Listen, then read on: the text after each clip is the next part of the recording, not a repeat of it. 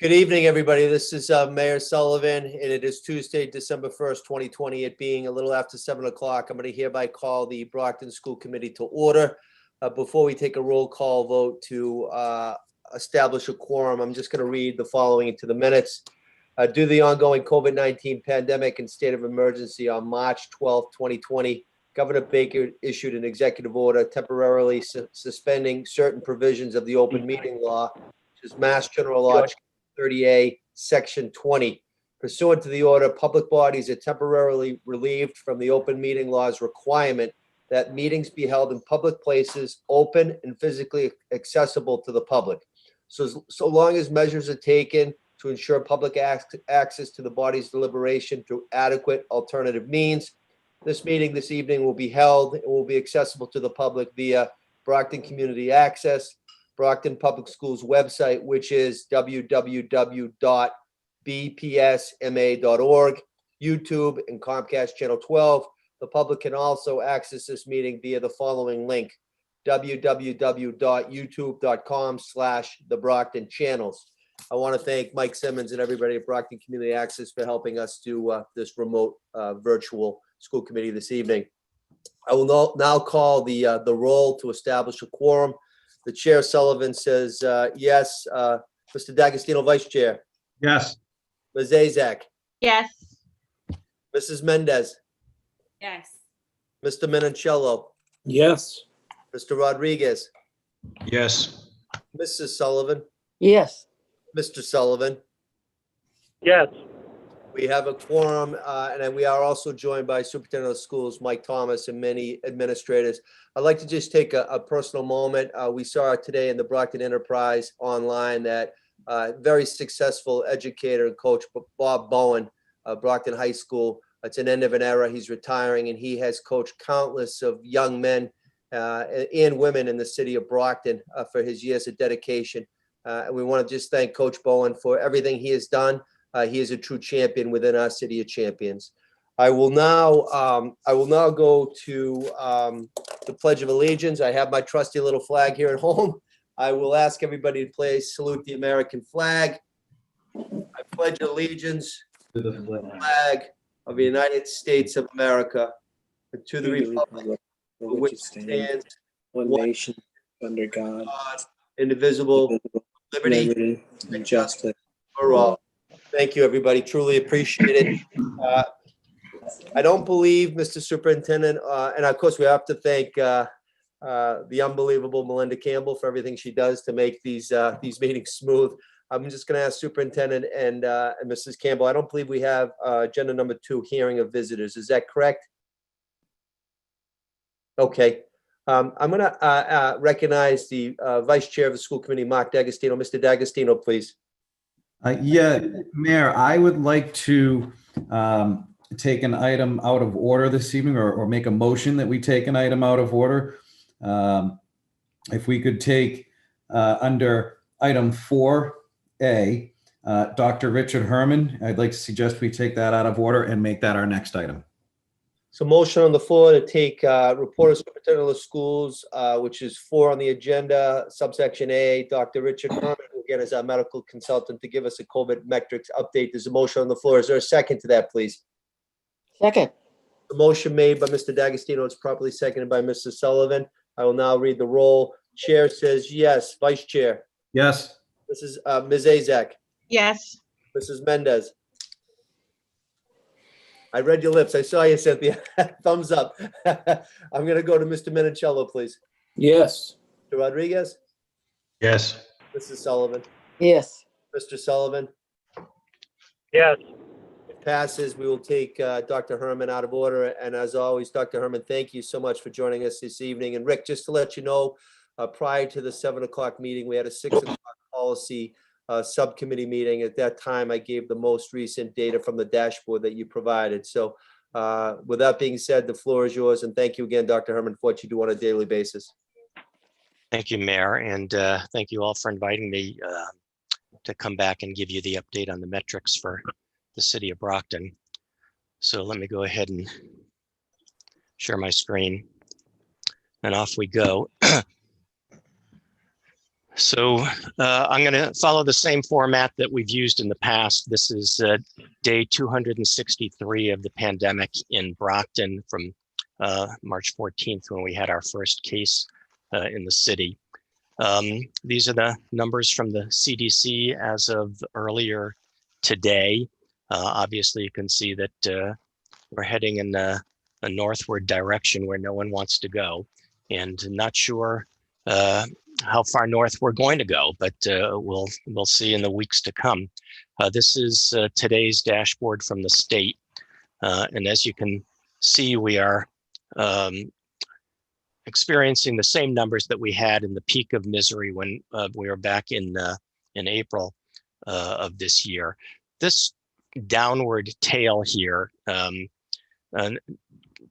doesn't really necessarily mean that all the cases are falling off. It just means that we're getting so busy and so overwhelmed that the turnaround time for testing is taking quite a while now, so that a test done today may not come back for 3, 4, 5 or more days. And so this graph actually measures the date, tells you how many cases there were on the day that the specimen was obtained. So today, all the numbers for today really represent cases from 4, 5, 6, even a week prior. This is what the history in the city of Brockton looks like. So big peak in mid-April, and since the beginning of October now, we've gradually gotten worse and worse and worse. This is a 7-day trend line that mirrors the state. What's interesting is that we had a much higher peak earlier and are not getting as high as the state has. And if you overlap the two, and this probably isn't the best statistical method, but if you overlap Massachusetts with Brockton, you can see that Brockton peaked much higher. Obviously, the scale is a lot different. Peaked much higher, though. And then here, the state is peaking a little higher and rising a little more rapidly. And so we're going to kind of keep an eye on this, and hopefully we're not going to rise as rapidly as the state does, but something to watch. These are the numbers I think the mayor just said that he shared with you today. So I might have added a few in the last hour, Mayor. So this is the, as of about 30 minutes ago, this is the overall number of cases so far, and 86 new cases were reported to us today. Now, that doesn't mean that we had 86 cases yesterday. That means that over probably about the past 10 days, I think, was the earliest test result. Most of the test results are taking about 4 days now. Almost 1,000 active cases that have not yet been cleared by the Board of Health. So these people are in isolation and are still infectious. And this is a number that concerns me, and that we are going to keep an eye on very, very closely. The fact that there are 40 COVID patients between the two hospitals. Now, one metric that the CDC uses that we really haven't paid a lot of attention to is percentage of COVID patients in the hospital. And the reason we haven't paid a lot of attention to it is because usually that's a metric that can be applied to a large area like a state or a county, not just a city with two hospitals. But the value that they use is 15%. So if more than 15% of your hospital beds are occupied by COVID patients, that is a high risk scenario. And the magic number in Brockton for 15% of our hospital beds would be 50 beds. So as we approach 50 beds being occupied by COVID patients, that raises the alarms that we already know are going off. Our number as of today is 37.4. I calculate this on a daily basis, and what this is the 14-day period leading up to 5 days ago. So this is the average daily case count per 100,000 for the period November 13th through the 26th. And on Thursday, the 3rd, when we'll be looking at the 15th through the 28th, that will be the next official number, and we'll talk about that in just a sec. And just again, to remind you, you're all familiar with this, but for those of you who might be watching who are not, this is the metric that we're using for a city over 50,000 people. If we have more than 10 cases per day per 100,000 and a positivity rate of greater than 4%, then we're classified as being in the red zone. This is how we stack up as of last week's numbers with the top 10 hardest hit COVID communities in Massachusetts. All of them have numbers greater than 10, but they're not all in the red because their testing percentage rates are a little bit lower than ours. But you can see that we're not alone and have probably 80 or more cities and towns that are joining us in the red area. 3 new deaths, as the mayor probably reported, were reported today, bringing our total to 314. And this is the breakdown by age group. Again, nobody under the age of 30 in Brockton has died. And you can see that still it's a disease that has mortality in the higher age range and pretty much spares kids and young adults. As I said, this is the hospitalization rate that we're keeping a close eye on. So over the last several weeks, the numbers have crept up and really a little bit more rapidly over the last week or so. And I put the bar at 50 just as a number that we don't want to go over, but but I fear that in this post-Thanksgiving period, we may get there. And this is the testing rate. Now, this is a little bit different than the state reports. This is from a state epidemiologist, but he calculates for me the PCR positivity rate. So this doesn't include sort of the less accurate antigen and antibody tests, just looking at PCR tests.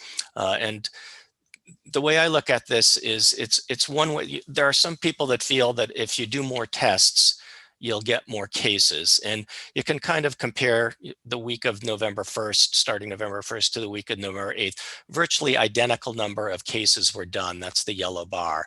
But yet far more cases were found in week 2, indicating that that in fact numbers are going up.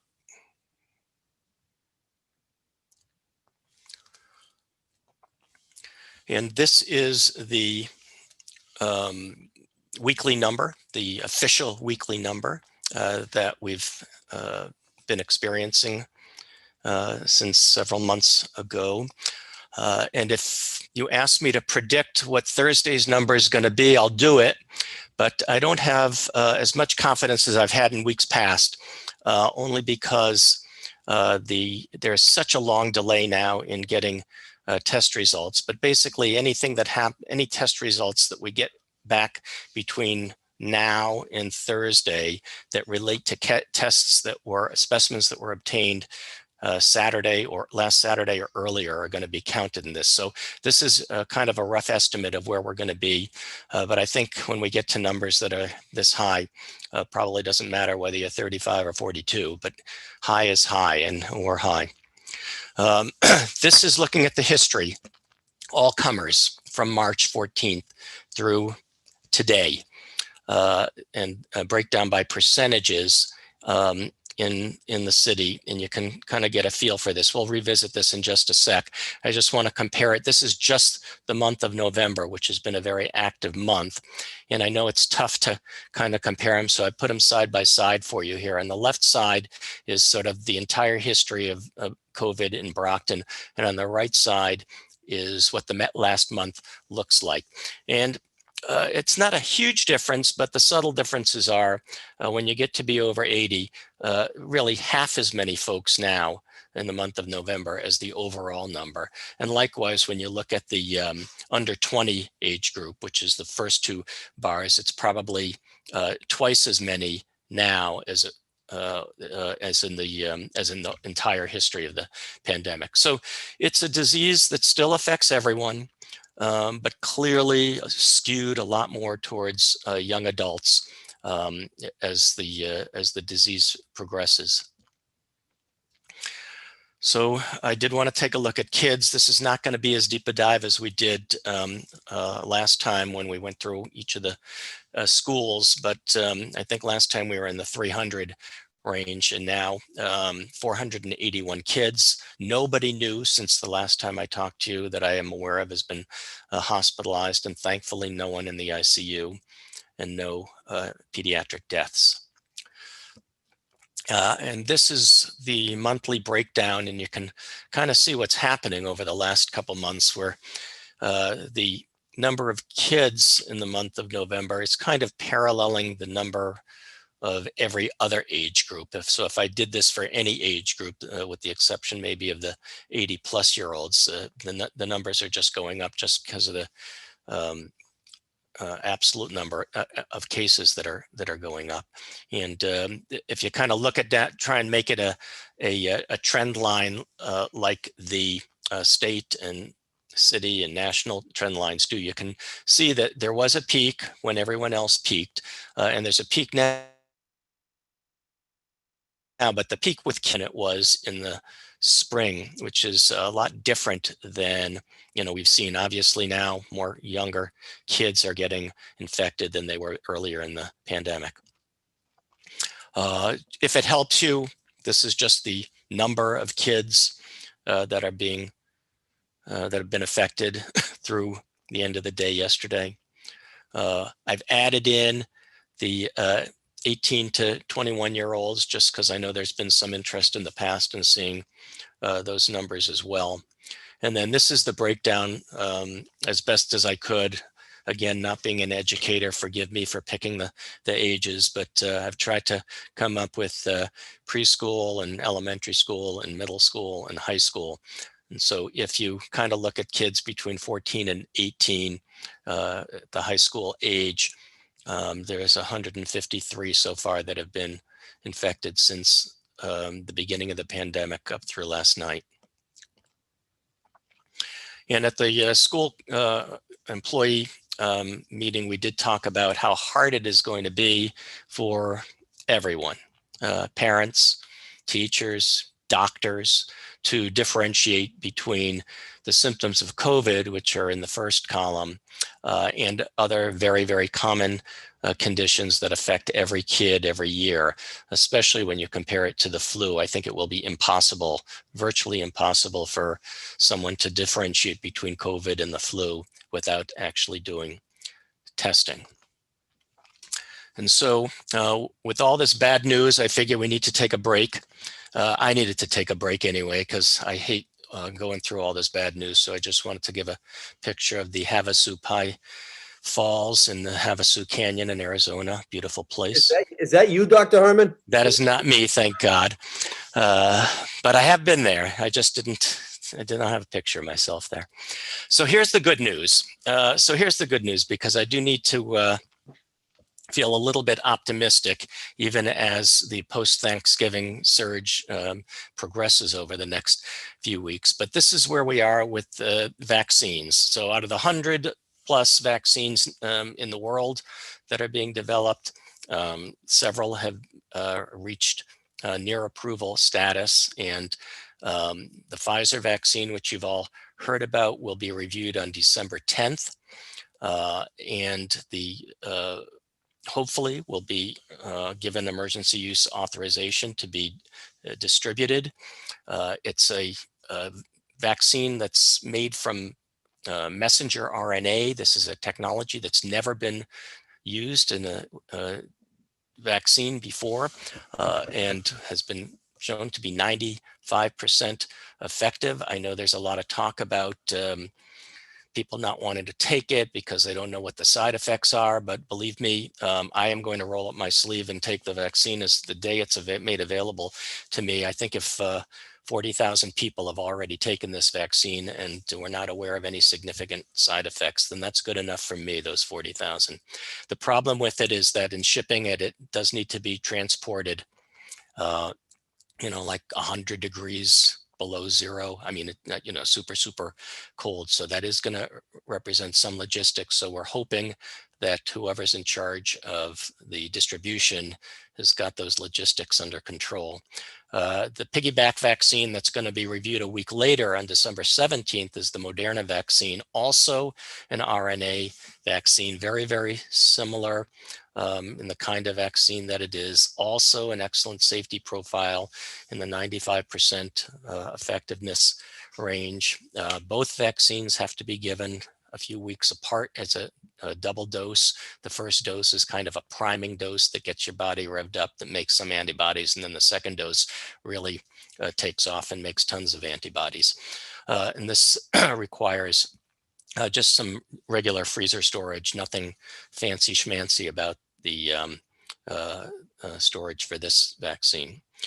And then who's going to get it? So today's news was the CDC advisory group met today, the Advisory Committee on Immunization Practices, ACIP, and they've decided that frontline healthcare workers and nursing home residents are going to be first on the list. Now, you got to understand that when you talk about healthcare workers, 20 million, frontline workers, 75 million, people over 65, and people with underlying conditions, another 100 million. It's practically half the population of the country that would qualify to be kind of first in line for one good reason or another. So this is a very, very difficult decision to make by the ACIP, but they did make this announcement today, as long as it's approved by the director of the CDC. And the other good news is the monoclonal antibody treatment. I've been waiting for this to happen. Both of these have received emergency use authorization, 2 different companies, 2 different products, but basically do the same thing. They've made the antibodies for you, so your body doesn't have to do it. These are really designed for mild or moderately ill people, not folks that are severely ill and in the hospital. They don't need antibodies. They need other things like respirators. And these are for people who are getting the disease, and we want to prevent them from getting hospitalized and getting sick and getting on a ventilator and dying. And so the sooner this antibody treatment is given after you've tested positive, the more likely it is that you're going to see success. And so these are available. They're being shipped to the states even as we speak. And the logistics of getting them delivered also has to be worked out. So I am going to stop my sharing at that point. That's kind of the update that I have for you this evening, and happy to answer any questions if you have them. Thank you, Dr. Herman. As always, just exceptional detail and just hours and hours of doing deep dives on the metrics and the data. We truly, truly appreciate everything you're doing, Dr. Herman, really. Any questions from any members of the school committee for Dr. Herman relative to what was just presented? Ms. Azak, please. Thank you, Dr. Herman. I just had a quick question. I've noticed within the past couple of weeks, because a lot of people have been going out to get tested, that places are closing earlier because they are running out of tests. And then I've also noticed that our Brockton High has changed the type of test that they're using. Do you think they're gonna, now that everyone's getting, a lot more people are getting out to get tested, are you seeing that they're gonna have more of the supplies, more of the tests available? Because I mean, I've had people texting like, I've gone to 2 places and they're out. I've gone to places where they actually had to close an hour and a half early because they just they ran out. And I know that they've given up to, I think 600 is what they told me, up to a day, and 600 in a day. Are we getting more tests available rather than turning people away because we are running out of them? Yeah, I might defer to the mayor as far as logistics, because it's not really in our hands so much. Yeah, I'll jump on that. Great question, Joyce. And I'm getting the same feedback from people. Now, there was such a huge uptick for people getting tested for Thanksgiving. But I think there's some confusion. Some people think it's the city of Brockton. The Stop the Spread campaign and the testing is through the Commonwealth of Massachusetts.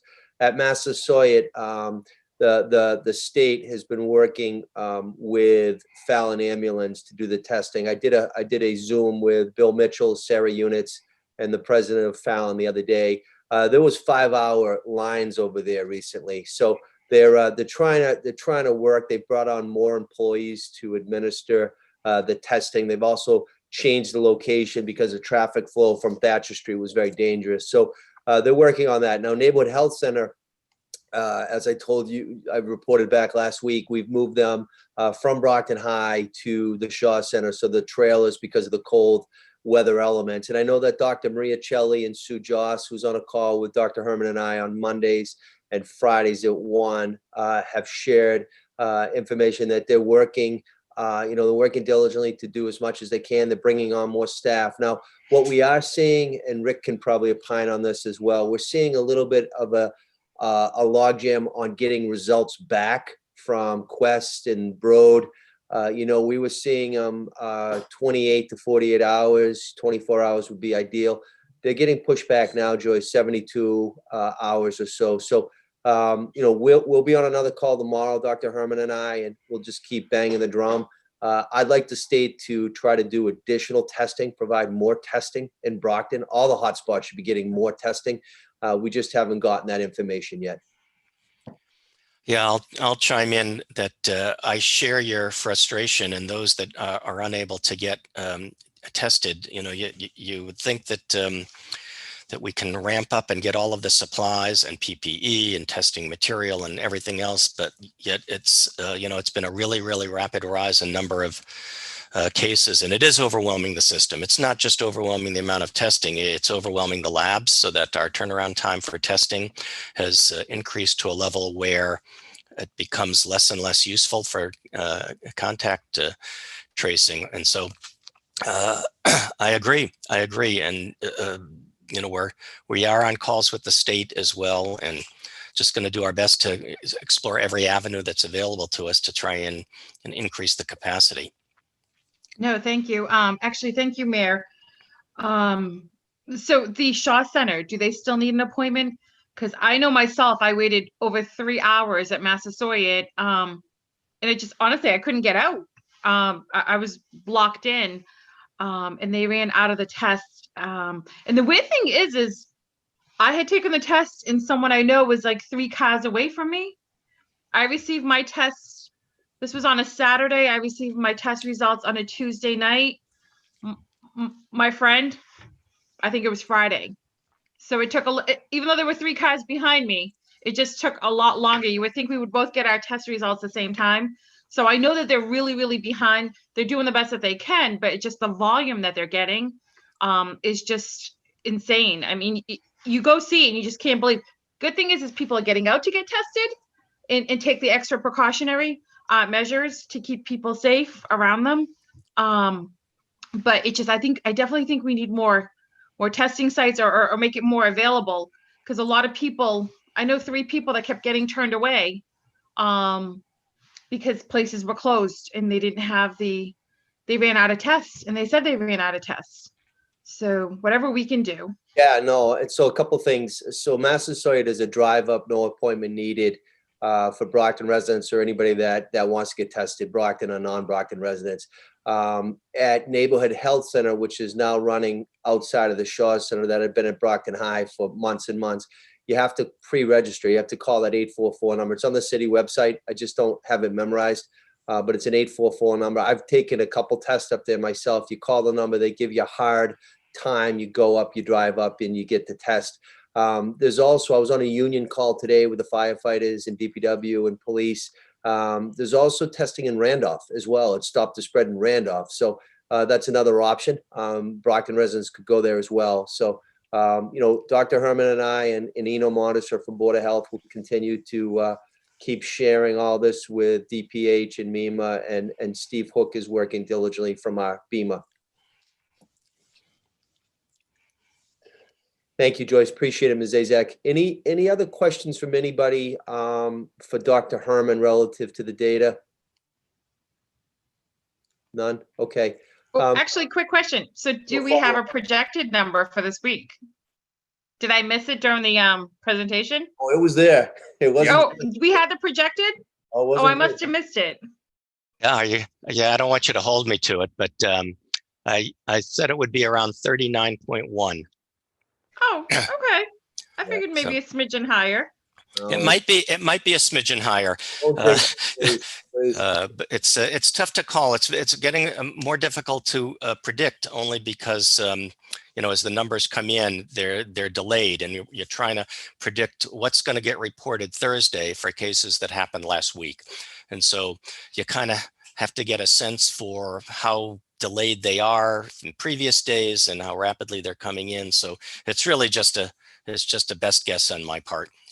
Okay, thank you. Thank you, Ms. Azek. So again, on behalf of the entire school committee and superintendent, we want to thank you, Dr. Herman. We also want to thank you, Rick, for the 2 town hall Q&As you did with school employees. There will be a third one as well. We're scheduling that after hours, so some people that missed it could join us. And then like today was Dr. Herman was on a call with me, superintendent, and Kip Gibson, just to kind of go over some ideas as well. So Dr. Herman, thank you. We will respectfully ask you to come back and visit us again in 2 weeks. But again, on behalf of everybody, thank you, Rick, for what you're doing on a daily basis. You're saving lives. So thank you. My pleasure. Thank you all Thank very you, much for Doctor. inviting me. Dr. Thank Herman, you so much. thank you. So we will now, thank you for taking that out of turn, Mr. D'Agostino and Mr. Sullivan. We will now go to the consent agenda, which is subsection A through G. It is section 3 on our agenda. Is there any items that need to be taken out of order or separately? Mr. D'Agostino, please. Thank you, Mayor. I'd like to take item B, D, and E out of order. There's a motion on the floor to take items B, D, and E out of order. I mean, take them out of, take them out. Is there a second on that, please? Second? Thank you, Judy. So there's a motion on the floor, properly seconded. It was made by Mr. D'Agostino, seconded by Mrs. Sullivan. We'll take a roll. Chair says yes. Vice Chair? Yes. Ms. Azak? Yes. Mrs. Mendez? Mr. Menicello? Yes. Mr. Rodriguez? Yes. Mrs. Sullivan? Yes. Sullivan? Yes. Thank you, Tim. The floor is yours, Mark, if you wanted to talk about B, D, and E at this time, or, you know what, no, we'll take a vote on A, C, F, and G. A, C, F, and G. Is there any discussion on those matters? Seeing none, I'm going to entertain a motion. Motion to approve items A, C, F, and G. Second. Second, a motion was made by Mrs. Sullivan. It was properly seconded by Ms. Azak. A, which is the approval of minutes, November 17, 2020, regular school committee meeting. C is acceptance of November 10, 2020, which is the facilities usage and planning subcommittee minutes. F is notification of personnel appointments, non-certified personnel. And G is acceptance of notification of personnel actions, leaves of absences, resignations, and retirements. Again, A, C, F, and G. It was properly seconded. We will take a roll. Chair Sullivan says yes. Vice Chair D'Agostino? Yes. Ms. Azak? Yes. Mrs. Mendez? Yes. Mr. Rodriguez? Yes. Mr. Menicello? Yes. Mr. Sullivan? Yes. Mr. Sullivan? Yes. Thank you, Tim. It hereby passes unanimous. A, C, F, and G. We will now go on to B, D, and E to the Vice Chair, Mr. D'Agostino, please. Thank you, Mayor. I have, as you should see, 3 items. I'll start with the minutes of the curriculum subcommittee from November 17th. So as is customary to read in the minutes of the committees of the whole, November 17th, the curriculum subcommittee met. On the agenda was the presentation of school-based strategic improvement plans. Presenting to us on this evening was the Manthala George School and the Plouffe Academy. The school committee saw a presentation from the Manthala George School via PowerPoint, and I'll just give the highlights of that material. They talked about the global studies transition, benefits of dual language. They discussed that dual language education is equity work. We discussed the future of the program. And then the turnaround practices 1, 2, 3, and 4, and the specifics within those practices. The members of the committee were given an opportunity for question and answer. And then the PLUF Academy presented their presentation in PowerPoint as well. On the PLUF Academy, some highlights from that. They are 3 years into their plan. They recently had received some significant and very constructive feedback. Then they also reviewed their turnaround practices, and within those, the strategic objectives in each of the turnaround practices. Then a discussion about where and how the important work is taking place, how they've converted to this remote platform and been able to continue this work in this remote setting. They talked about staff buy-in and how they are working with the teaching staff as well as the students. And then the final note that I wanted to make, they had commented that the goal of all of this, they want to give their students they want their students to have the world in their hands, and they aim to give them the means and opportunities to achieve their dreams. And I thought that was an important highlight to make of the minutes. Finally, the members of the committee were given an opportunity for question and answer. A few members of the committee did engage in some questions and answers in that matter.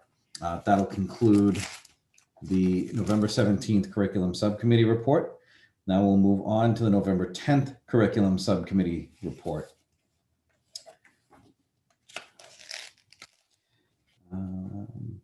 Get to that. Okay.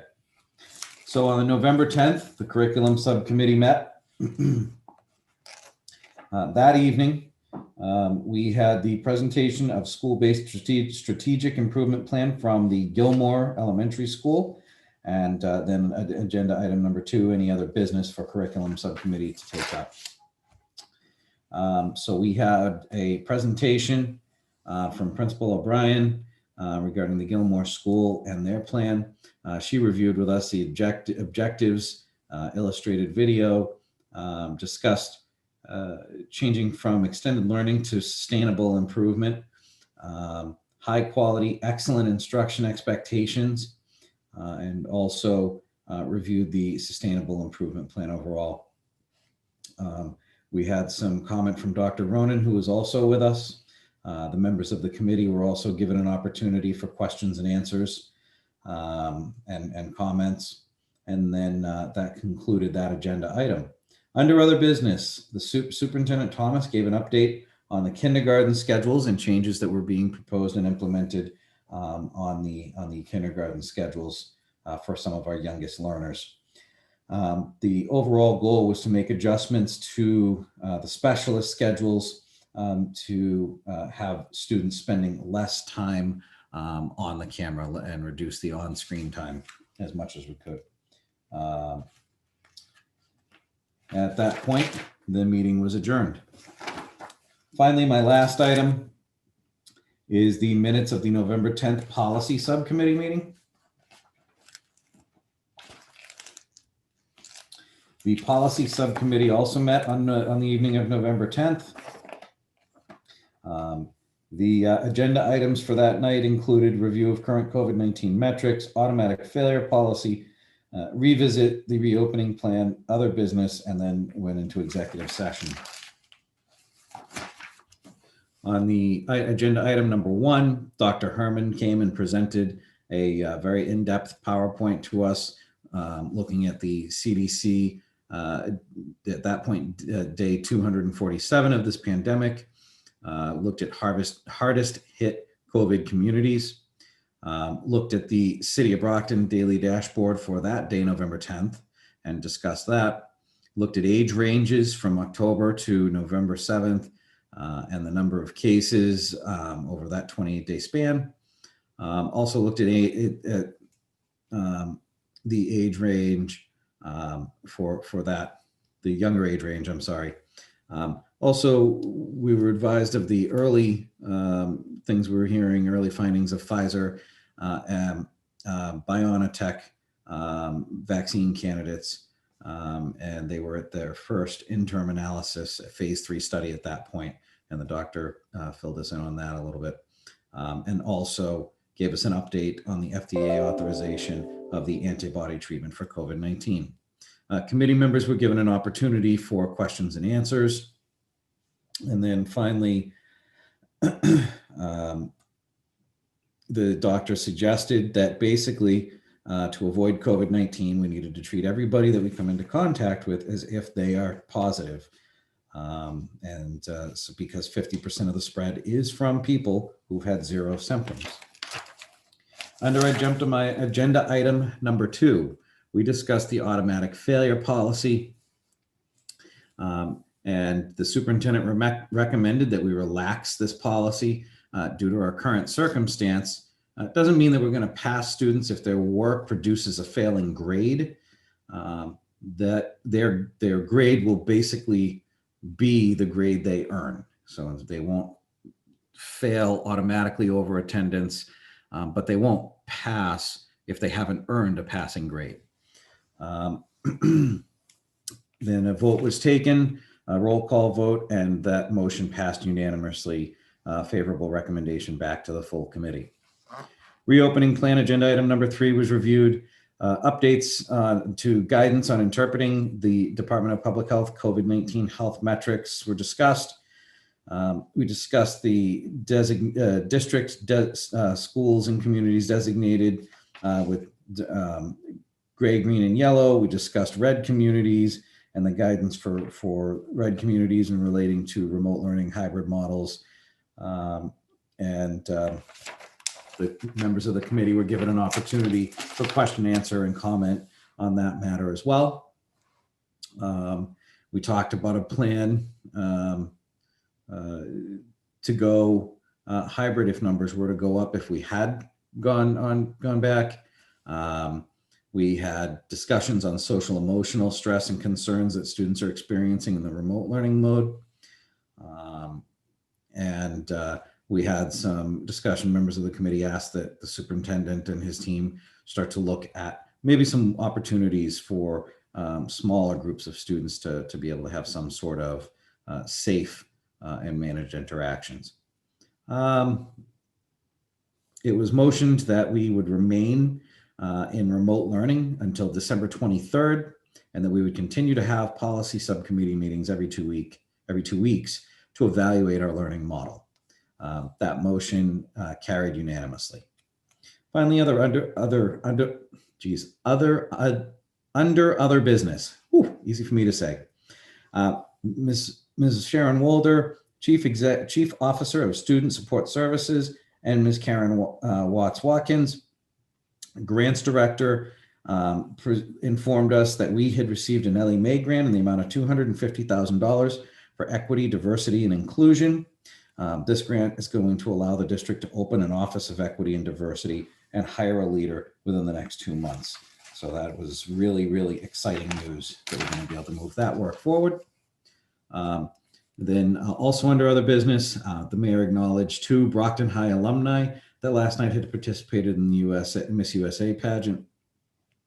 The mayor also acknowledged the 245th anniversary of the Marine Corps.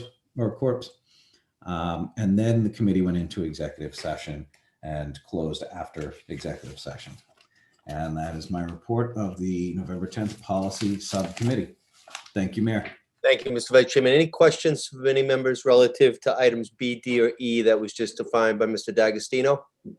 Seeing none, I'll entertain a motion to approve those. Mayor.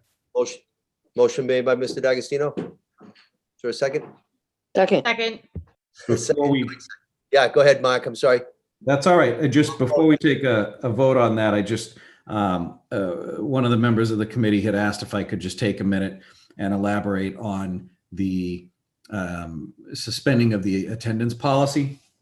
And so I did want to do that after I had read the the minutes.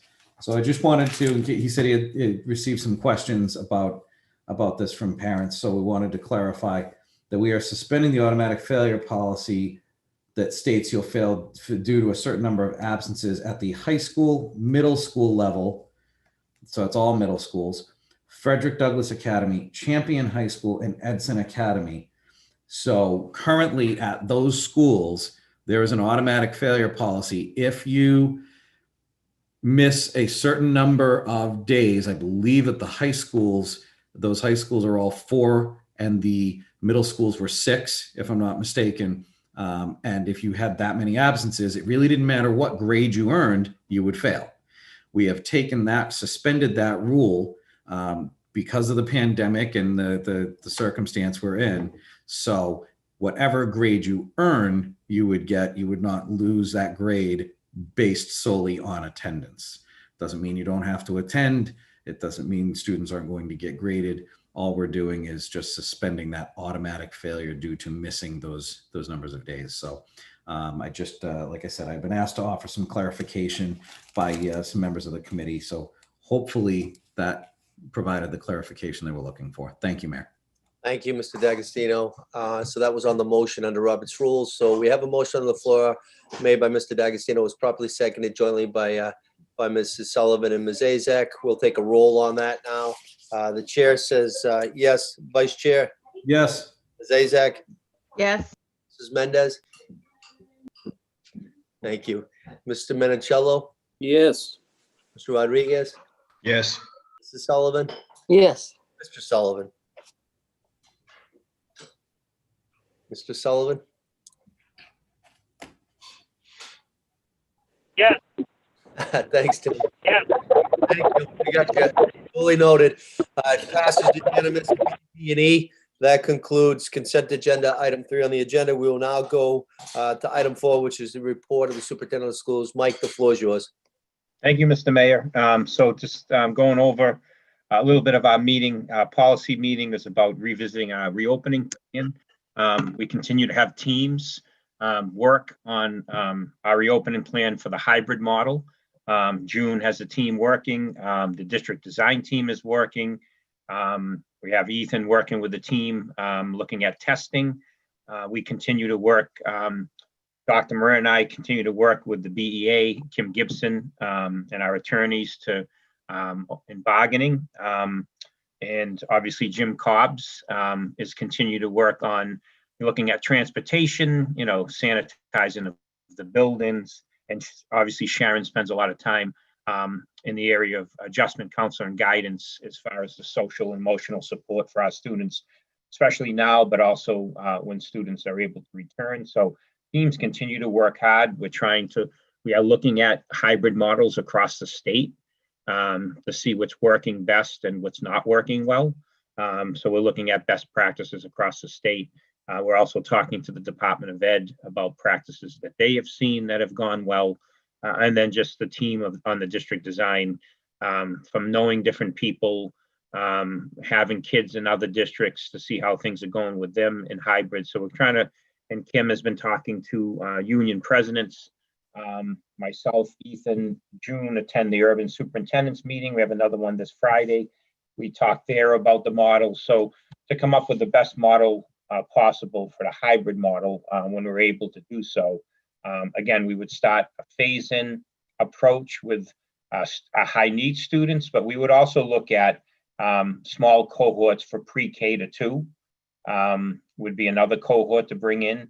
As you know, we did a survey. We talked to June and her team, spent time looking at the kindergarten schedule and the length of a day for students are on the computer. And, we've looked at that. We have not made a change. We discussed that with the committee. I think the teachers are doing a very creative job of getting the younger kids off the computer more. But we know that was a concern of not only the parents, but the teachers as well. So, we're looking at obviously the younger age students, bringing them back in person, but again, in a phased-in approach when it's safe to do so. So I just wanted to go over the overall, what's going on, the work the district is doing, each member of the executive team, spending time in the different areas to in the different areas that they're responsible for. Obviously, Dr. Murray in the high school will deal with a whole different situation with 4,200 students. So that's simply not breaking students in two cohorts and having 2,000 kids report to the high school in a hybrid model. So we're talking about different things we could be doing at the high school, and his team continues to work on that. So we continue to work in our groups. We continue to work with the district design team. All the administrators, teachers are working on it. Just a lot of people working together. And I said this in the subcommittee meeting, and I know Cynthia can agree to this. And teachers have to work extremely hard, harder than ever before, and rather than when they're doing full in person with remote learning. By all accounts, hybrid is even more work. The hybrid model. It is not easy. It's not an easy model. That's why we want to make sure we develop something that will be practical and will be beneficial for our students and staff. So we continue to look at that. And as we continue to talk over the next few weeks about a possible reopening date, again, we'll continue to look at the safety and security, but obviously would have to be a phased in approach where the numbers start small and we see how things go. I just wanted to give you a quick update, mostly what we talked about in the subcommittee meeting. Any questions for the superintendent about that, those matters? Seeing none, Mike, we'll continue. Thank you. So next, I'm going to hand it over to Dr. Cancel for the state has informed us that the access testing, which is also known as WIDA, and the MCAS retest and possibly the MCAS science exam would need to be taken between when we get back from vacation in January through, the window is January through March 11th. And that would be for us, for Brockton High, that's about 1,000 students coming in to just test only. And that's just for the access testing, and there'd be several hundred students that would have to come in and take the MCAS retest. And then for the rest of the district total, there's about 4,000 students, K-8, that would have to come in and take the access testing, the WIDA exam. Ethan, June, and teams of people are working and looking at this. The department at this time has not pushed that window out any further. There is talk about pushing that window out further, which we're hoping for.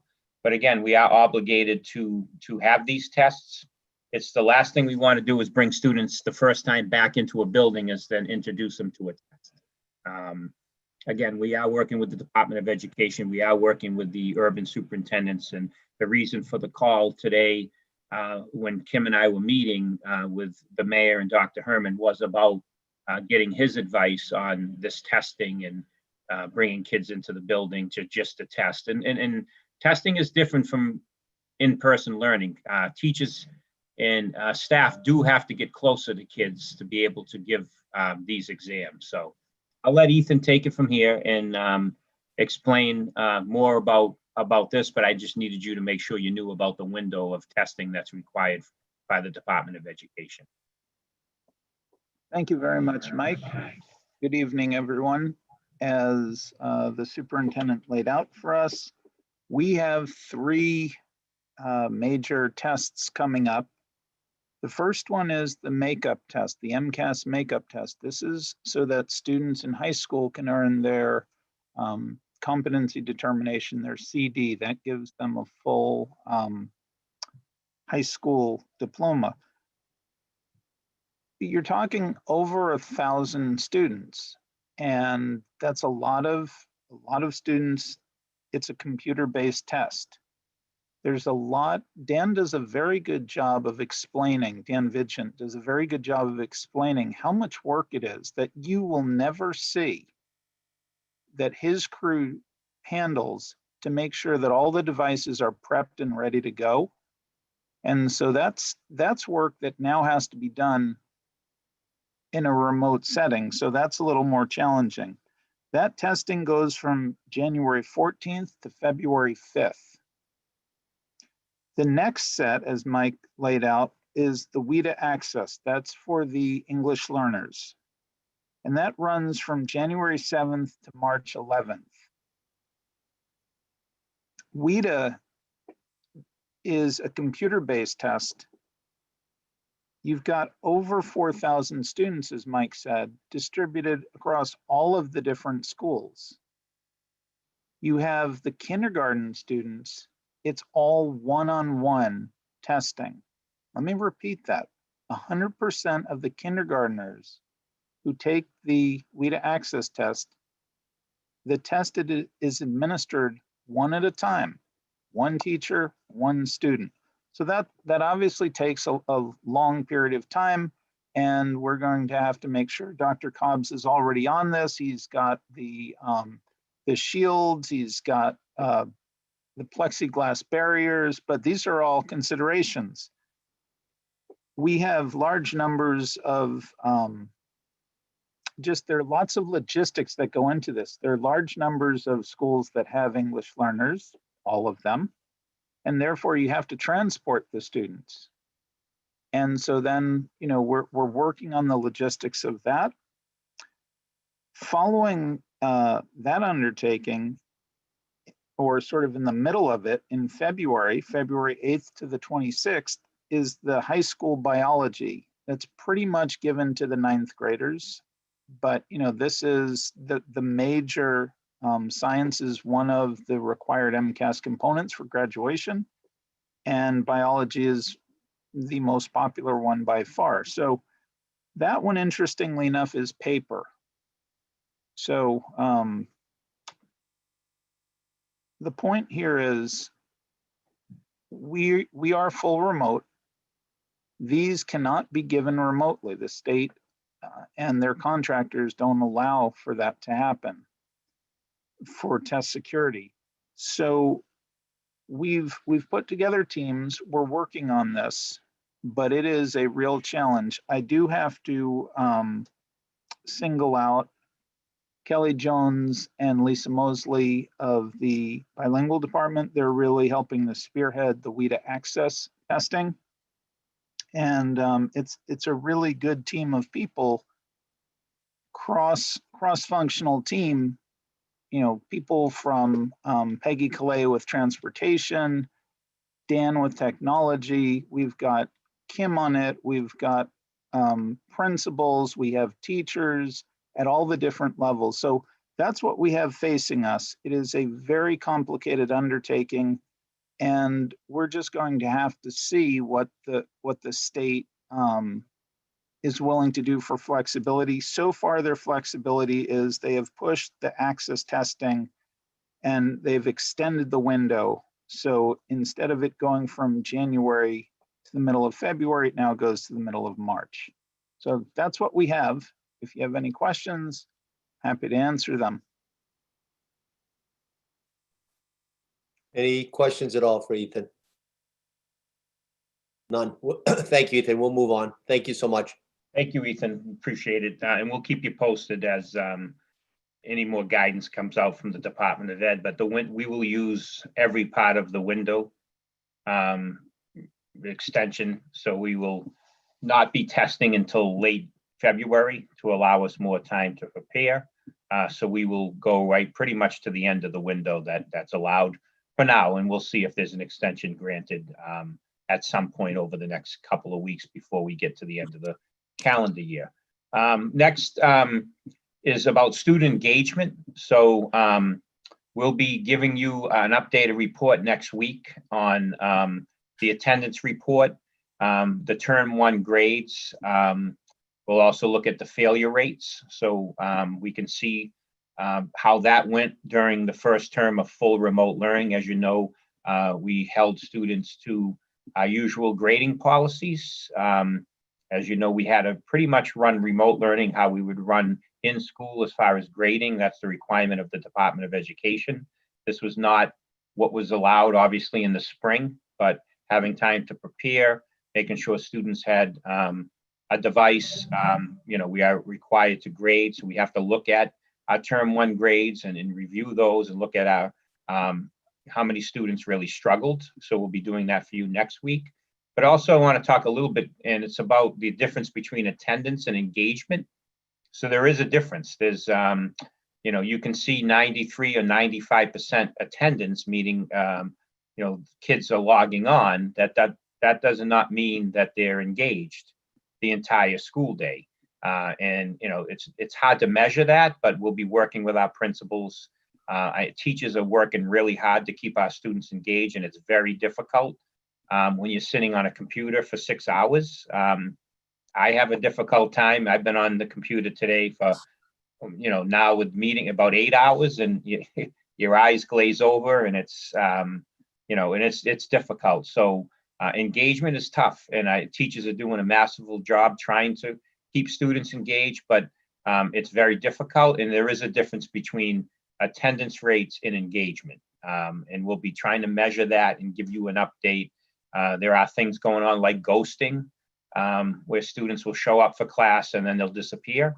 But, you know, we want to make sure we can, you know, try to put a number on that, give you an update on the difference between what attendance looks like and what engagement looks like, because it's important to us to really continue to monitor that, do our best. And I know teachers are working hard with the support staff at the schools, with our mentors, with our adjustment counselors and guidance counselors, and really working hard to keep students engaged. But again, it's not an easy thing when students are on a computer for almost 6.5 hours. So we will give you an update at next week's policy meeting on attendance, engagement, and also the grade report from first term. Any questions for the superintendent on student engagement? Seeing none, we'll move on. Thank you. So next, Sharon's going to give us an update on, you know, equity, diversity, inclusion. I know we're looking forward to the subcommittee meeting that I believe will be happening next week, so we can talk more about the Nellie Mae grant and obviously getting a job ad out soon for the executive director of equity, diversity, and inclusion. I look forward to talking to the subcommittee about that, and then obviously the finance subcommittee. But Sharon's going to give us an update on the work that's going on throughout the district. So good evening, everyone. Just to follow up again, you heard about the Nellie Mae grant, which we're very excited about. And Dr. Moran and I are meeting this week.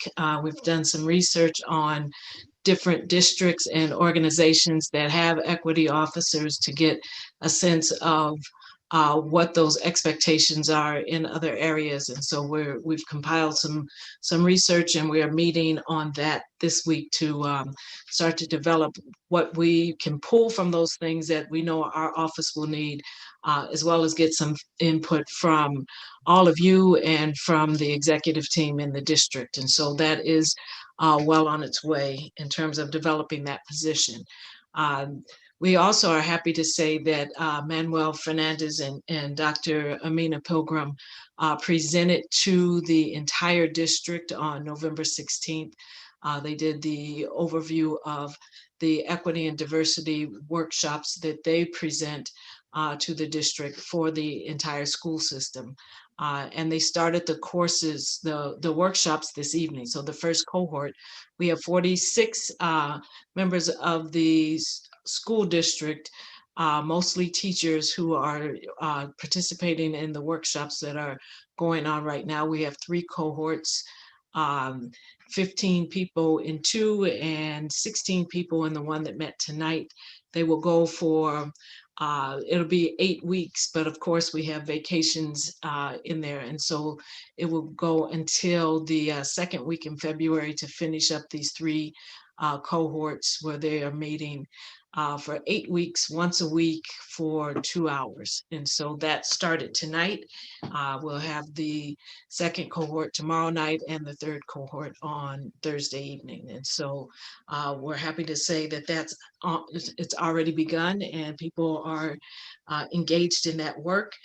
And the eCornell courses that the superintendent provided for the entire district administrators, and then courses for educators who wanted to participate over the summer. We're happy to say that he is able to once again add that to the opportunities for equity, diversity, and inclusion work in the district. And so that will be coming up as well.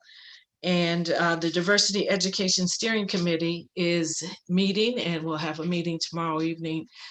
We have 25 members on the committee this year, which is basically doubled from previous years. We're happy to say that we have more people who are really interested and invested in the work and wanting to learn and wanting opportunities to grow and develop professionally so that they can feel more confident in really meeting the needs of students and having the opportunity to kind of see into the homes and the lives of kids through remote learning, I think has really opened some people's eyes to the differences that our kids bring and the very diverse backgrounds and perspectives that they actually have. And so the more people have an opportunity to learn and have those discussions, the more they will be able to connect with the students and families in their classrooms. And so the Diversity Education Steering Committee continues to work on that, as well as work with the Office of Teaching and Learning on social justice curriculum. As you know, this year we added some time into the elementary schedule for some social, emotional, and social justice time. And so we have a team of people who are working to develop some resources so that that time is used well, and it's used in a way that we really can provide people with resources and lessons that are useful. And though we didn't get a chance for the Diversity, Race, Equity, and Inclusion Subcommittee of the school committee to meet, I am happy to say that Principals Burns and Dr. Cobbs and Dr. Murray have all provided names of high school students to participate in being part of the committees, the Diversity Education Steering Committee, as well as the DREI committee of the school committee, so that we can get student perspectives in the work that we're doing. And that would be my update. Thank you, Sharon. Any questions for Sharon at all on that? Thank you very much, Sharon. We appreciate everything you're doing. We'll move on, Mr. Superintendent. So finally, for me, we have the MOU. I sent you the draft between the Department of Education and the Brockton Public Schools. It would be signed by myself and Commissioner Riley.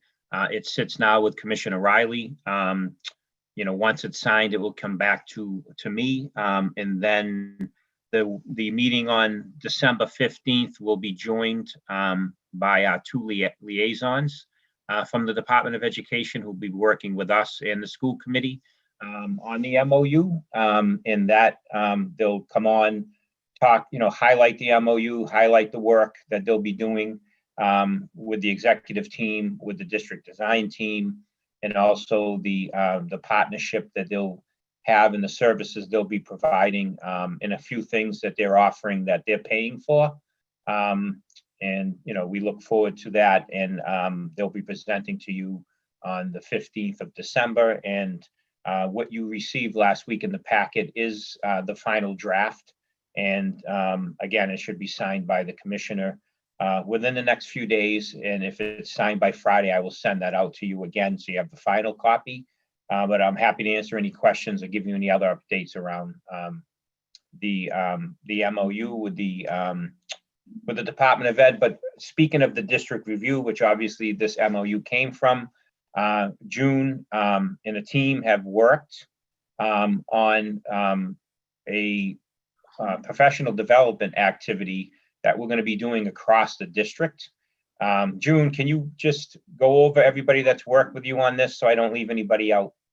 It's been a long day, I'm sorry. I know it has. Hopefully I remember everybody. So I will. So it has been, a great team effort, and we've had a number of people who have worked to put this professional development together. including Dr. Heather Ronan, Dr. Juliana Andra, Dr. Michelle Connors. We have lots of doctors, we realized. And we also have myself, Kelly Jones, and Principal Carol McGrath have worked together to really plan out something that we think will be really meaningful for the district. And we have a number of other folks in the district who will be leading small group discussions. There are quite a few people, so I wouldn't be able to remember their names, but maybe the superintendent, when we're finished, or when we go through this professional development, we could do an overview of it for the school committee, if you want us to come back to a subcommittee to go over that. Yeah, we'll But- probably, sorry, June, we'll probably No, that's schedule a okay. retreat. We'll probably schedule a retreat with the school committee to spend time on the district review and the work that we have to do going forward. So sorry to interrupt. No, that's okay. So it's just basically what we're doing is really offering all of our leaders. So tomorrow we have a professional learning plan for over 100 district leaders. So every single district leader, regardless of their role, will have an opportunity to engage with the content of the district review in a way that allows us all to have a deeper understanding of exactly, what the review cited, both as strengths and challenges and areas for growth. And from that, what we're going to ask our leaders to do is to work with the staff, the rest of the faculty in the district, to go through a similar process, so that by the end of, hopefully, or actually early January, every faculty member in the Brockton schools will have had an opportunity to really grapple with what the content of the district review is. And the objective of that is to give everybody the foundational knowledge that they're going to need as we go into the process of strategic planning, and so that it makes sense to everyone. So we look forward to actually going through maybe a similar process at a retreat. Thank you, June. Thank you. Yeah, it's very important that everyone in the district knows what's in the district review, what was said, and then the direction moving forward, so we're all on the same page. And Mayor, if there's any questions around that, that's the end of my report. Any questions at all for the superintendent? Seeing none, we're going to move on. Last agenda item relative to number 4 is items refer to subcommittee, and I'm not aware if there are or not. Mr. Superintendent, Mr. D'Agostino, are there any that we would refer? I don't think there's anything new that I'm aware of for any subcommittee that isn't already booked. Okay. I think everyone has a calendar date over the next 2 weeks. Yeah. All right, we'll go on. Thank you. We'll go on to the next. Number 5 on the agenda is unfinished business. Any matters before us? Nope. Number 6 is new business. Any new business before us? Hey, I just wanted to also weigh in about Coach Bob Bowen. And, I was sad to learn after 23 years as the JV coach and 13 years as the head coach. Some of my best years was the 4 years I played basketball at Brockton High School. I spent 2 years playing directly for Mr. Bowen, who I'll always call Mr. Bowen. And again, one of the greatest guys you'll ever meet. Not one person will say a bad word about him. It's just one of those guys that everybody loved and respected, and gave me memories when I played JV ball for him. And I wasn't very good, but I had a lot of fun playing with Mr. Bowen, and he was always just a great role model, somebody you could talk to.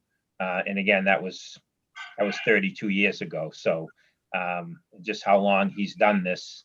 And not only that, he's been an elementary school teacher, I believe, for over 40 years. I don't know exactly the number of years, but I'm pretty sure it's close to 42 years that he has taught elementary school.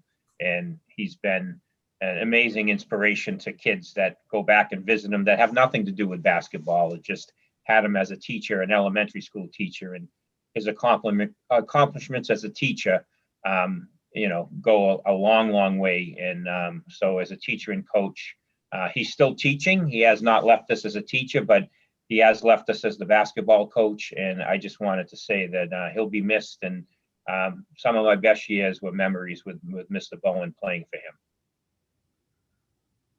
Thank you, Superintendent. Don't sell yourself short. You had a heck of a jump shot. You might not have been the fastest kid on the No, court. no. With the rock, that's for sure. Yeah. It took me a little. I needed to have a lot of room to get the shot off, Yeah, but well, you threw the elbows, that's why.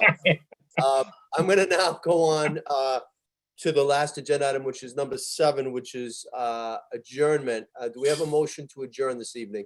Motion to adjourn. Second. Second, couple seconds there. Motion was made, it was properly seconded. We'll do the roll on that.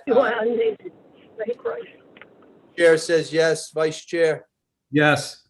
Ms. Azak, Yes. Ms. Mendez, Mr. Minicello. Tom? Mr. Rodriguez? Yes. Thank you, Tony. We'll go to Mrs. Sullivan. Yes. Mr. Sullivan. Yes. Thank you. And just before we do conclude, I just want to give a status update. Myself and Mike, the superintendent, and Aldo and Troy Clarkson will be having a conference call this Thursday with Plymouth County Treasurer Tom O'Brien and also Chair of the County Commissioner Dan Pilata and the state delegation, the 3 reps and the state senator. Again, we're just talking about the CARES Act and making sure Brockton, city side, school side gets every penny that we're entitled to. So we'll report back at our next meeting just to give a status update. Be safe, wear your masks, and have a good evening. Thanks, everybody. thanks, Mayor. Thanks all.